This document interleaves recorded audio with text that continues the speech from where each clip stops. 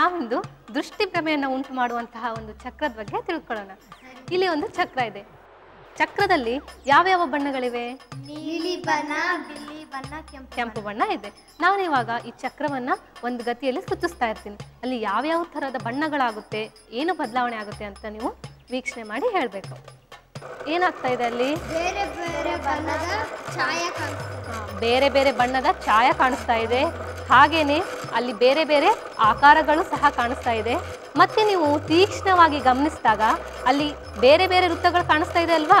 ಆ ಎಲ್ಲಾ ವೃತ್ತಗಳು ಒಂದು ಪ್ರದಕ್ಷಿಣ ಗತಿಯಲ್ಲಿ ಸುತ್ತಿದ್ರೆ ಇನ್ನೊಂದು ಅಪ್ರದಕ್ಷಿಣ ಗತಿಯಲ್ಲಿ ಸುತ್ತಾನೆ ಇರುತ್ತೆ. ಇಲ್ಲಿ ನೋಡಿ, ಬೇರೆ ಬೇರೆ ವೃತ್ತಗಳು ಬೇರೆ ಬೇರೆ ಗತಿಯಲ್ಲಿ ವಿವಿಧ ದಿಕ್ಕಿನಲ್ಲಿ ಸುತ್ತಾ ಇದೆ. ಈ ವೃತ್ತ ಏನಾಗ್ತಾ ಇದೆ? ಈ ದಿಕ್ಕಲ್ಲಿ ಸುತ್ತಾ ಇದೆ. ಈ ವೃತ್ತ ಏನಾಗ್ತಾ ಇದೆ ನೋಡಿ, ಈ ದಿಕ್ಕಲ್ಲಿ ಸುತ್ತಾ ಇದೆ.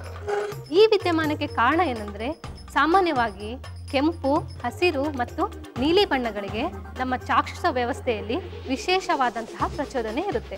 ಆ ಪ್ರಚೋದನೆ ವ್ಯವಸ್ಥೆಯು ಬೇರೆ ಬೇರೆ ಬಣ್ಣಗಳಿಗೆ ಬೇರೆ ಬೇರೆ ಆಗಿದ್ದರಿಂದ ಅಲ್ಲಿ ಬೇರೆ ಬೇರೆ ಗತಿಯಲ್ಲಿ ಸುತ್ತಾ ಇರುವಾಗ ಅಲ್ಲಿ ನಮಗೆ ಬೇರೆ ಬೇರೆ ಬಣ್ಣಗಳು, ಛಾಯೆಗಳು ಹಾಗೇನೆ ಆಕಾರಗಳು ಕಾಣಿಸುತ್ತೆ. ಅದರ ಜೊತೆಗೆ ಅಲ್ಲಿ ಆ ವೃತ್ತಗಳ ದಿಕ್ಕು ಸಹ ಏನಾಗ್ತಾ ಇರುತ್ತೆ?